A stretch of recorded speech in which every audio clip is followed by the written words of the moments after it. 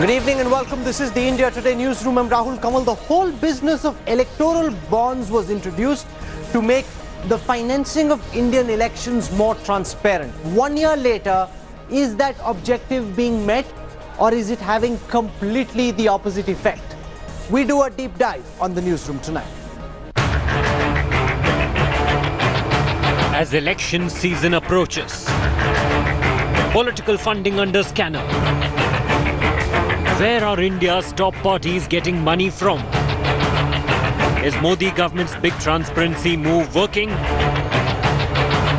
Electoral bonds making funding transparent? India Today's special investigation.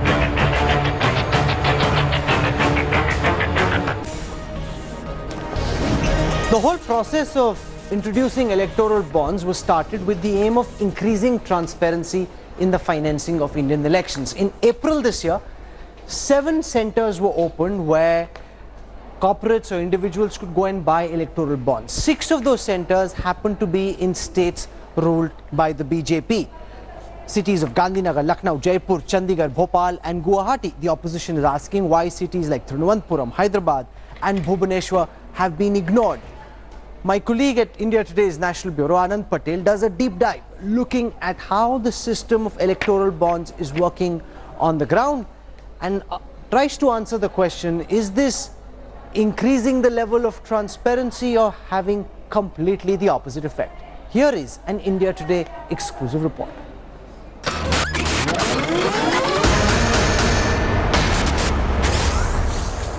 An amendment is being proposed to the Reserve Bank of India Act to enable the issuance of electoral bonds in accordance with a scheme that the Government of India would frame in this regard.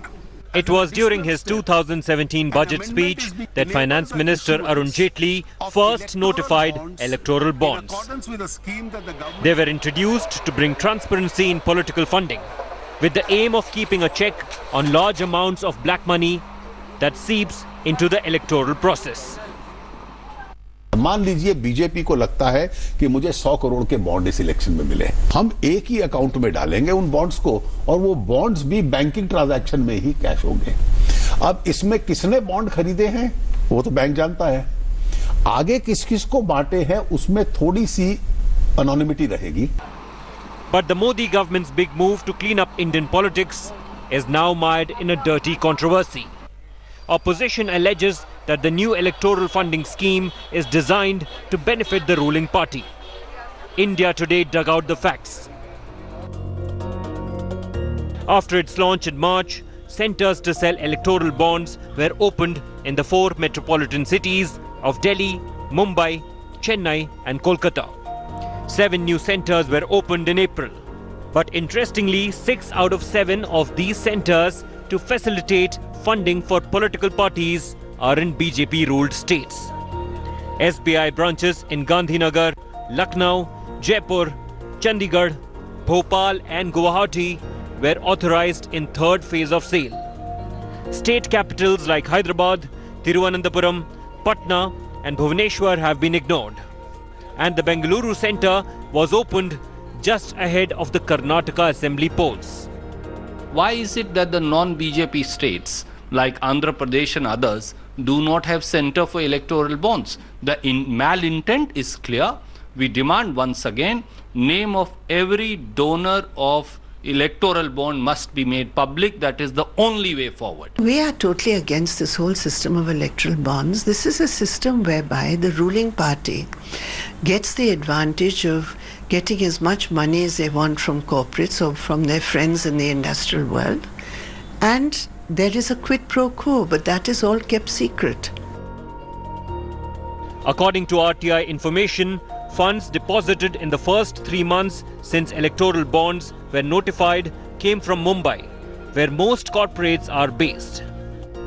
Out of 51.8 crores that were deposited in Bengaluru, 38.9 crore in the month of May during assembly polls. Out of 7 centers introduced in phase 3, bonds were purchased only in Bengaluru and Gandhinagar. Not a single bond has been purchased in 5 other state capitals ruled by the BJP so far. During 2016 to 2017, BJP alone received 290.22 crore or 89.22% of the total donations to political parties from electoral trusts. इसमें तो कहीं से भी खरीद सकते, तो banking channel है। आज के दिन कोई फिजिकल स्टेट थोड़ी है। मैं किसी भी अपने स्टेट बैंक से या जो भी बैंक्स इसमें ऑथराइज्ड है उनके पास जाके उनसे ले सकता हूं, और उनको चेक ही तो काटना है मुझे। मैंने ऑफिशियल मनी अपना दिया, ये मेरी बैलेंस शीट में आता है। तो इसलिए ये जो कह रहे हैं, जो चार्ज लगा रहे हैं, वो शायद बचपने का चार्ज है, इससे हैदराबाद से उसका कोई लेना देना नहीं है। Experts say that electoral bonds are not transparent and that the ruling party can easily come to know which donor funded opposition parties. But the whole electoral bond scheme from the very beginning is meant for a particular purpose, that is to permit corporates to donate money to political parties in secret without anybody knowing, and possibly the apprehension is that this is also a way to choke the flow of money to opposition parties. Ever since its launch, experts and activists have been warning about the secretive and opaque electoral bond scheme. Now with the RTI details out, worst fears have come true. What's even more disturbing is the fact that the Aam Aadmi has stayed away from the scheme, and electoral funding continues to be in the hands of few rich. With camera person Ajay Thakur, this is Anand Patel in New Delhi for India Today.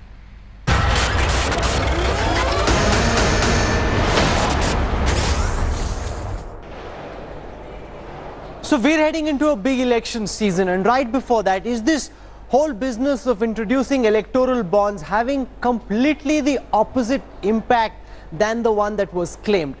Is transparency actually going down? Are we seeing greater darkness in terms of knowing who's funding our top political parties? Remember, the lack of transparency is one of the biggest reasons for corruption in the Indian political system. Joining us on the newsroom tonight, I want to begin by introducing Tarlochan Shastri. He's the founder of the Association for Democratic Reform. They're working very hard on trying to introduce greater transparency in election financing. Narendra Taneja is representing the BJP on our broadcast this evening. H.S. Brahma is a highly respected former Chief Election Commissioner. Mohammad Khan represents the Congress Party. And with me, my colleague Anand Patel, who's worked on this story for India Today. I want to go across first and foremost to Narendra Taneja, because in phase 3, there are 7 centers which were opened, and I want to tell our viewers this very clearly. You can't buy an electoral bond online. You have to physically go to the center where these bonds are being sold. They're all SBI centers, and therefore the geographical location of that center is important. Out of those 7 centers, 6 happen to be BJP ruled states: Gandhinagar, Lucknow, Jaipur, Chandigarh, Bhopal and Guwahati. The question that's being asked by the opposition, Narendra Taneja: Hyderabad, ruled by the TRS, Thiruvananthapuram, ruled by the left, Patna, Bhubaneswar, ruled by the BJD. Why are such cities being kept out? Why is it being made easy for people who want to vote for who want to fund the BJP, and why is it being made tougher for those who might want to vote for some other party? How do you respond to these charges, Mr. Taneja?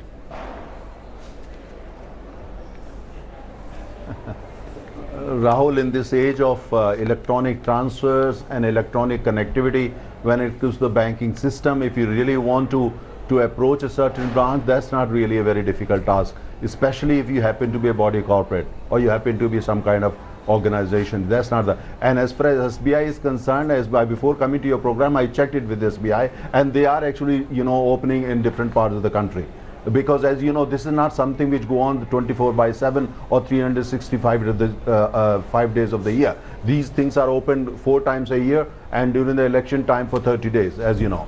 So now the SBI is opening it up. I don't really think. No, so I don't know if the SBI opens up centers in every state. That will be a good thing. For the time being, we have to go by what's happened, and the fact is, out of the 7 centers that have been opened in phase 3, 6 are in BJP ruled states. No, but I'm Narendra Taneja makes the point, Anand Patel, that we're in an IT age. You can buy these bonds online. You can make an electronic transfer. You don't need to be physically present in the state capital to buy these bonds. That option of making donations through online transaction is very much now as well. You can do that, But the problem is those donations will be known to the EC. You have to declare those donations. If they are above 20,000 rupees and below 20,000, you don't have to declare anything. So even if you do online transaction, the option is there. But the question is, why did the government bring out this electoral bond policy which says that everything will be kept secret? So here the BJP is coming out with this policy at the 11th hour, just a year before the elections, to get these anonymous funding in its coffers, despite the fact that it's been getting the lion's share. Previously, even in the electoral trust system, BJP used to get the lion's share. Even when Congress was in power for 10 years, there were only 2 years when Congress got more than BJP. It is the BJP which has been getting the lion's share in corporate donations. My problem, Narendra Taneja, is this. You don't know what percentage of the donations that are being received now are going to the BJP. After your government came to power, it was already skewed in favor of your party. Now it could be 90%, it could be 95%, it could be 99%. The only people who know are the SBI, and as a result of that, people in government. And they're already getting 90%. And you were supposed, last year Anand Patel says you got 90%, so I assume that could have gone up even further. In a democracy, everyone should have a fair shot at getting money for their campaign, Narendra Taneja. No. Rahul, that's a wrong way to look at it. First of all, to call it secret, what is secret? You go to this SBI branch and buy a bond and come out, call a press conference, you have bought it and given it to party X. Who stops you? Who stops you? If you are a body corporate, that's what you want to do it. Who stops you? Now the question is that but there may be some organization or body corporates or some individual, they may be doing fair business, but if people get to know, or they donated 10 crore rupees to a party X, and tomorrow they get into some business and for absolutely no connection with getting any favor from any political party or the government, people can still say, oh, you donated 10 crores. That's why but Narendra Taneja, at least people will be able to say that. Now they could have contributed 100 crores to you and I will not even know. If you have a sideshow with some corporate that's funded you, none of our viewers, nobody watching this broadcast will know whether they had a deal with you, what that deal was at least earlier. There'd be some transparency. Rahul, if somebody got 100 crore donation into the BJP coffers and there was some policy change, we'd be able to catch it. Now because it's completely opaque, we don't know who's funding you and what you are doing for them. Not even through RTI.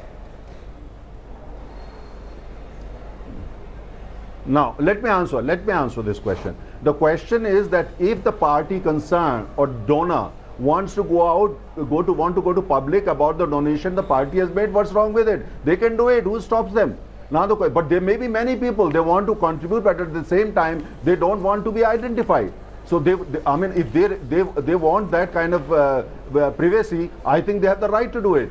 And they have the right to ask for it. It's just that, nothing more. And let's not forget that in the past you have seen there are many political parties, including parties like BSP and all that, where the bulk of their funding has been coming, according to them, that's what they claim, 10 rupees, 20 rupees and all that, and run into crores and crores and crores. No, not just BSP, Narendra Taneja, even the BJP's funding last 5 years. Look at the money. In large part was less than 20,000 rupees. It's not just the BSP. 1 second, the point you're making is this, and I want Mohammad Khan to respond. If 90% of the donors want to back the BJP last year, and if even more want to back the BJP this year, that's hardly Modi ji's fault. If people aren't coming and giving you money, why blame Modi ji? It's not as if he's stopping somebody from funding the Congress or the opposition. If they want to fund you, they can.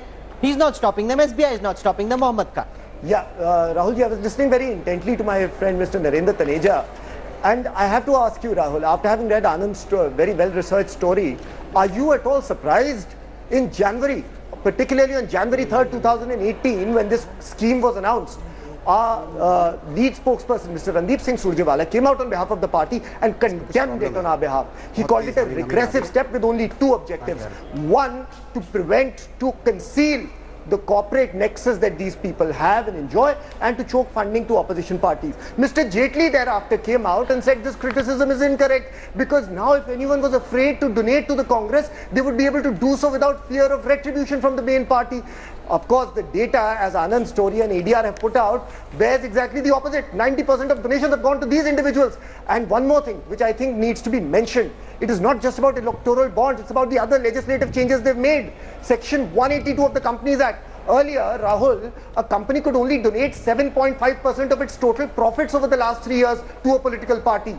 Now that cap is gone. No, that's Forget very that. disturbing, And that comes because within the what ambit this of does electoral is bonds. it creates A shell the company potential can of create, special an account and start giving money shell to companies political being party through electoral created bonds. with the sole purpose of funding a political party. Earlier, remember, if you were a corporate, you could donate only 7.5% of your total worth That is to correct. a particular party. Now you can donate as much as you want, which means you can have a company created just for this purpose, and that's very, very dangerous. I want to go across to H.S. Brahma as a former Chief Election Commissioner. It's been about a year since electoral bonds have been in existence. We just heard the BJP say we're opening centers in non-BJP states also. It may not have happened just now, it will happen in the next stage. Don't jump the gun. If somebody wants to donate for the Congress, he can do so. Modi ji is not stopping him. The SBI is not stopping him. Is Mr. Jaitley's promise of creating greater transparency coming true, or are we seeing more opaqueness in the way elections are funded, Mr. Brahma?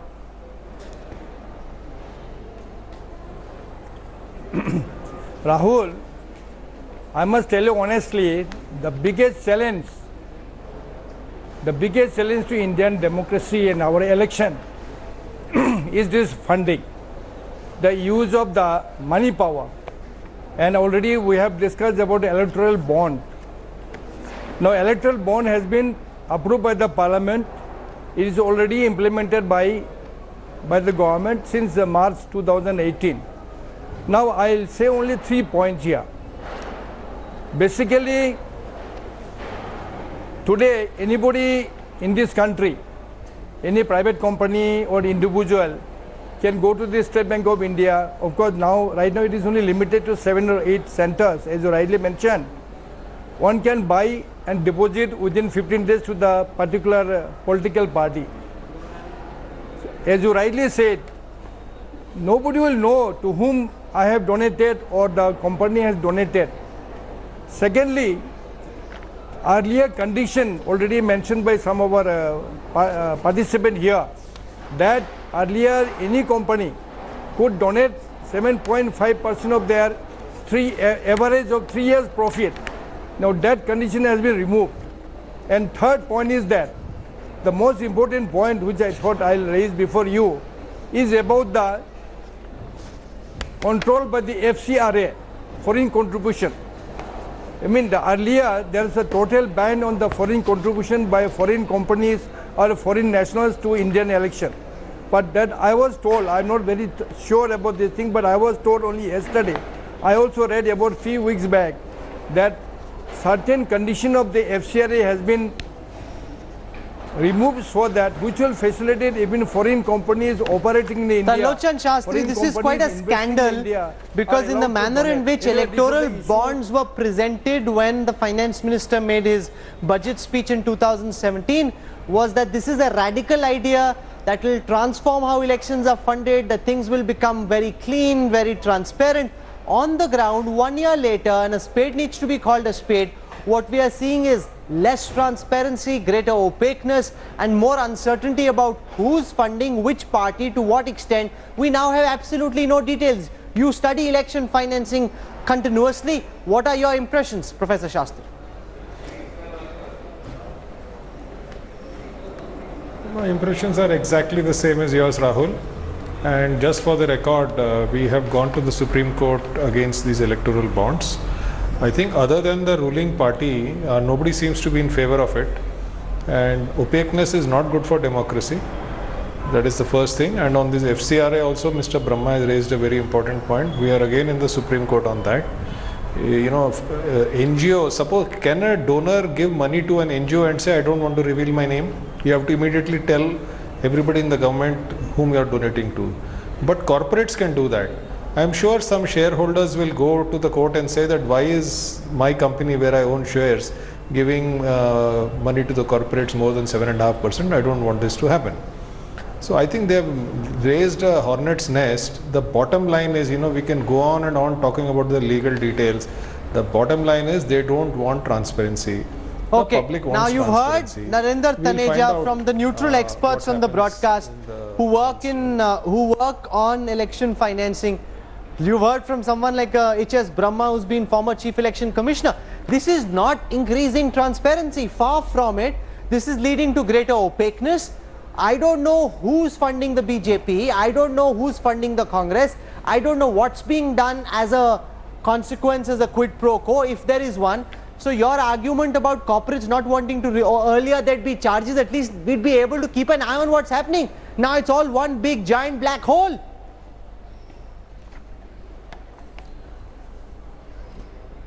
It's not a black hole, Rahul.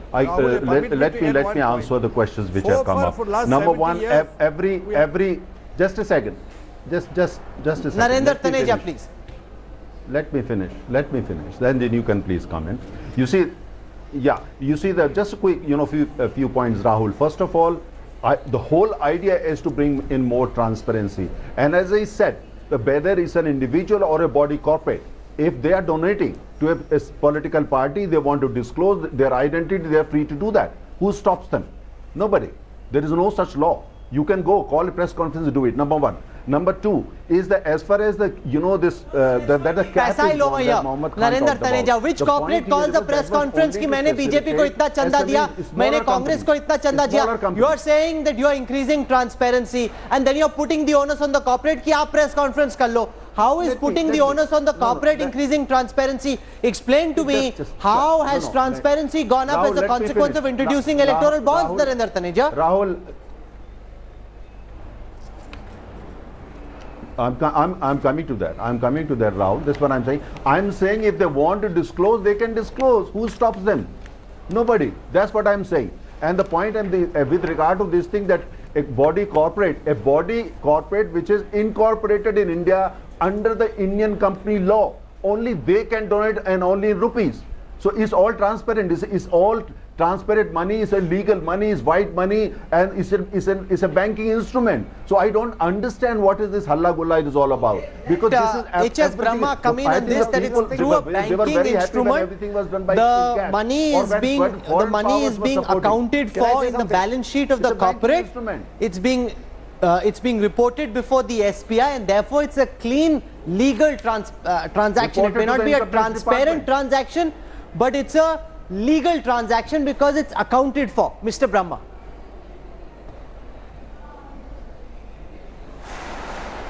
Now, as far as if they follow the Indian system and they follow every rules of the game of the Indian banking system, and if they account the whole money by donation by the foreign company, it's a fine. I'm sure that our parliament has taken care of this when they have amended certain provision of the Act FCRA. So I don't think, I have no debate on that. But I must tell you one thing, Rahul.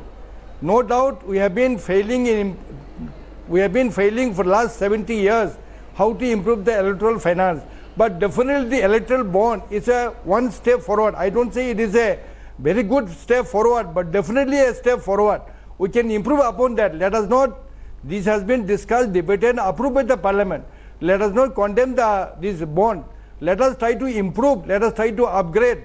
As we go along, respond to Mr. Brahma that the idea is to try and improve the system of electoral bonds, not to throw the baby out of the bathwater, raise the kind of criticism that we are, raise the concerned issues, create public debate about it, fix the system, don't scrap it. How do you respond to that, Mr. Tarlochan Shastri?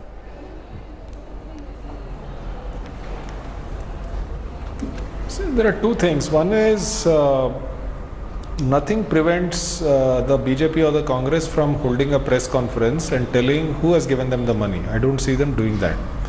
And this is the only country in the world where we cannot trace the source of money. We are benchmarking ourselves on every other front, from good governance to economics to sports, etc., by best international standards. I think we are falling way behind on the international standards. The election commission, current election commission, has gone on record in public criticizing these electoral bonds. So I'm just going by the official statement of the election commission as it stands today. They have said that they are not in favor of the electoral bonds. The public is not in favor. We'll find out what the courts say. And as far as improving the transparency is concerned, it is not. Now, one of the arguments that is made is that because of electoral bonds, money is legal. But a lot of black money is still floating around. We have done a huge amount of election watch right here in Karnataka. Lots of money was distributed to people. So in spite of having online transactions, as people are calling it, black money is still floating around. Okay. So it has not Mohammad stopped. Khan, is it So correct what that the problem are we Congress is fixing now by the broke? I electoral read bonds some except reports trying to cover recently up who's giving saying money? that for the past 5 months, the Congress leadership has stopped sending funds to run state offices. Party officials say we simply don't have the money. In fact, Divya Spandana came on record during the Karnataka elections to say we don't have money, therefore we need to crowdsource campaigns. Have you run out of money? Well, I think Divya ji and the others are better equipped to answer that. I do not know about the financial affairs of my own party, but I would say this. Narendra Taneja साहब, दो बातें मैं कहूंगा आपसे. सबसे पहले तो you said income tax records require you to keep records. Absolutely incorrect. Section 13A of the Income Tax Act, which has been amended by you, allows people to write off which party they're donating to. Number two, sir, somebody said we can come out and declare the names of the people who are donating to us. That is exactly the problem. Mr. Randeep Singh Surjewala came out today and said we are willing to disclose the names, as should you be. But the truth is, when somebody pays by way of electoral bonds, neither we nor you know who did it. You may know, because you have access to the SBI and the other state-run banks. We don't, but we challenge you on this channel. Come out, disclose the names of the people who have donated to you. Ask the SBI to give the names. We are very happy. The Congress laying out a AAP-style challenge. हम बताने को तैयार है. Who's funding us? Are you prepared to do that, Narendra Taneja? We have the courage of our convictions. You please demonstrate the same, because so far one thing is clear. This is a step for you to unjustly enrich yourself through your nexus with the corporates. Sir, there is no doubt in the mind of the public about that anymore. Yeah. You see, the question is that, this is precisely the reason when Congress says nexus with the corporates, you are hand in glove with the Congress, with the corporates and all. This is the kind of propaganda. That's the reason that corporates, body corporates and many other organizations would not like their name to be in public domain. They may still want to donate money to various political parties, but they would not really want to get into all this, because otherwise, look, I mean, if Congress get 1 paisa less, then BJP, they will go after them. Not for 1 year or this election, forever. Now, we have a duty to the public as political parties to disclose where we are getting our money, sir, and to show there's no conflict of interest, that there's no quid pro quo. Listen. Shouting is not going to help. I don't like to shout. Mohammad Khan, one at a time. That's not how I run debates. Make sense, not noise. You've made a point. Let Narendra Taneja respond. Let Taneja respond. You don't have to shout and scream. Sir, no shout and scream. Okay, Mohammad Khan's fader goes down. Only Narendra Taneja will speak. Faders out, please. Stop shouting and screaming, please. You see, the point I'm trying to make is very simple. There are our organization. It's not the question of Congress or BJP or CPM or SP and all that. It's the question that there are many organizations. They want to donate to different political parties, but they don't want their names to be known. It goes for many individuals also who make all kind of donations to different organizations, including religious and all that. They don't want their names to be known. So idea is only to protect the identity of those people who their identity need to be protected. Because even if they are not getting anything, we are not the Congress party where Vijay Mallya did what they did and he returned what he got. We all know that. I don't want to get into one second. Okay, so I'm out of time on this debate. Here's what I wish to say in conclusion. I'm sorry, the BJP's, all faders down, please. The BJP's best defense cannot be that corporates paid the Congress and benefited, and therefore the Congress is guilty. It may be, it probably is. That's not the point here. The point is, you're in power. You made a promise that you will increase transparency in how elections are funded. Electoral bonds are not increasing the level of transparency. If 6 out of 7 new centers that are opened in BJP ruled states, it raises questions. Now you're saying you'll open centers in other states, which is good. Why wasn't this done in the first instance? Secondly, why should corporates be able to donate any amount of their profits now to a party? There was a cap of 7.5%. Now there's no cap. So a corporate can create a shell company and donate any amount of money. Secondly, only the SBI knows. The SBI is a public sector bank. It's run by the government. What that means, you understand as much as I do. You can't have a system that is skewed so much in favor of the ruling party of the day, no matter what that party may. So a big election here. This is an important question to raise, and we've done that in the newsroom. We're not saying end the system. We're saying make it more transparent, live up to the promise that you made. That is crucial. I want to thank our guests for joining us on this broadcast. Professor Talochan Shastri, Narendra Taneja, H.S. Brahma, Mohammad Khan and Anand Patel for helping put this story together. We're slipping into a quick break right now. We'll have more for you when we come back on the other side. Stay with us. Thanks Thanks for watching the video. For more such news and updates, please like, share and subscribe to India Today. Also check out our other great videos from our channel. We know you will love to.